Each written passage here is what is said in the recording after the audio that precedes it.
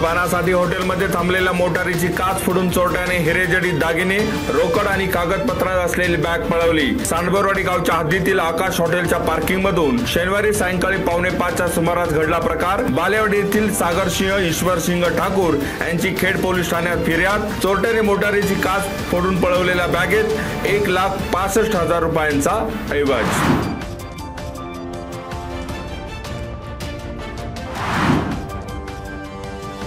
Chakan police ठाण्याच्या हद्दीत नाणेकरवाडी आणि वाकी बुद्रुक येथे गांजा विक्रीचा भांडाफोड। पहिली कारवाई पिंपरी चिंचवड गुन्हे शाखा युनिट 3च्या पथकानं नाणेकरवाडीच्या जंबूकर वस्तीमध्ये, तर दुसरी कारवाई गुन्हे शाखेच्या अंमली पदार्थ विरोधी पथकाकडून वाकी बुद्रुक येथील संतोष नगर परिसरात। दोन वेगवेगळ्या कारवाईमध्ये 24 वर्षीय नोहिद पठाण, 29 वर्षीय सलमान सय्यद आणि 21 वर्षीय सनी शाह यांना बेड्या, सुमारे 8.25 लाख रुपये किमतीचा 12 किलोचा गांजा जप्त।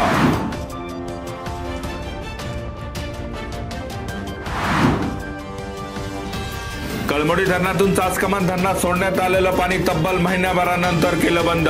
कळमोडी धरणात 23.7% पाणी साठा, गत वर्षीच्या तुलनेत 12% साठा कमी। चासकमान धरणानेही तळ गाठला। धरणात केवळ 14.80% पाणी शिल्लक। धरणातून 560 क्युसेक कॅनलद्वारे विसर्ग।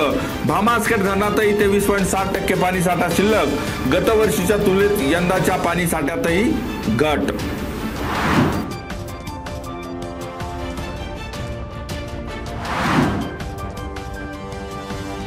भारतीय जनता पक्षाच्या राजूर मंडल अध्यक्षपदी माजी नगराध्यक्ष शिवाजी मांदळे यांची नेमणूक। भाजप प्रदेशाध्यक्ष चंद्रशेखर बावनकुळे यांनी शिवाजी मांदळे यांना दिले नियुक्तीपत्र।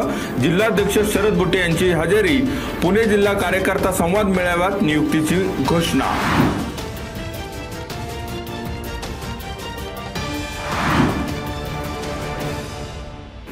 पुणे जिल्ह्यात सुमारे 18,000 कातकरी समाजापैकी 15,000 नागरिकांना जातीचे दाखले। जिल्हाधिकारी जितेंद्र डुडी यांची राज्य शासनाच्या 100 दिवसांच्या कार्यालयीन सुधारणा विशेष मोहिमेअंतर्गत महसूल विभाग आणि भटके विमुक्त विकास परिषदेत माहिती। शासकीय गायरान जमिनीतूनही 750 कुटुंबांना जमिनी दिल्या।